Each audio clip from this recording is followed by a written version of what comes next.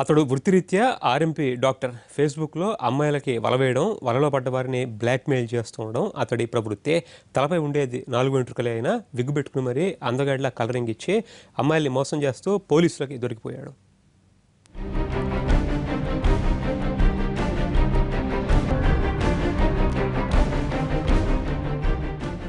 ఈ బట్టతల అందగాన్ని చూసారా? పేరు రాజ్ కుమార్. కర్నూలు జిల్లా పడిగ్యాలలో ఆర్ఎంపీ డాక్టర్. ఇతడి నేర ప్రవృత్తి తెలుసుకుంటే షాక్ అవ్వాల్సిందే. డాక్టర్ అని, సినిమా డైరెక్టర్ అని మార్ఫింగ్ ఫోటోలతో అమ్మాయిలను ఆకర్షించటంలో ఆరితేరాడు రాజ్ కుమార్. ఫోటోషాప్తో తాను అందగాడిలా ఫోటోలు తయారు చేశాడు.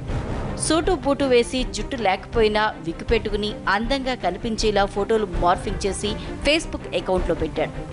అమ్మాయిలను పరిచయం చేసుకుని వారితో సొల్లు కబుర్లు చెప్పి ట్రాప్ చేస్తాడు.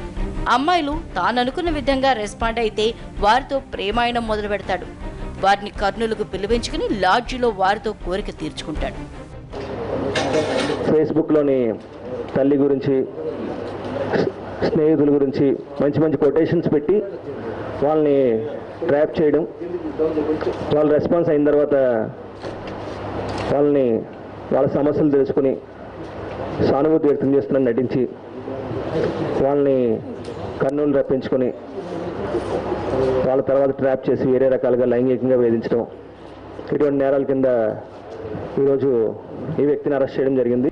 ఇలా ఫేస్బుక్ ద్వారా పరిచయమైన సికింద్రాబాద్, గుంటూరుకి చెందిన యువతులతో పాటు మరికొందరిని ఇలాగే మోసం చేశాడని విచారణలో తేలింది.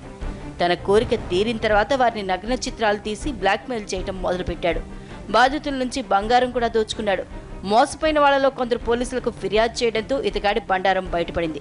ఇతడి వ్యవహారంపై కన్నేసిన కర్నూలు పోలీసులు ప్రాథమికంగా విచారించి ఫేస్బుక్ కార్యకలాపాలపై దృష్టి పెట్టారు. వలవేసి పట్టుకున్నారు. ఇతడి నుంచి 20 తులాల బంగారం, కారు, సెల్ ఫోన్లు స్వాధీనం చేసుకున్నారు. సోషల్ మీడియాలో ఎక్కడైనా సరే మీకు తెలియని వ్యక్తి మీకు మెసేజ్ పాస్ చేస్తే ఇంకా ఒక్కసారి ఆలోచించుకోండి.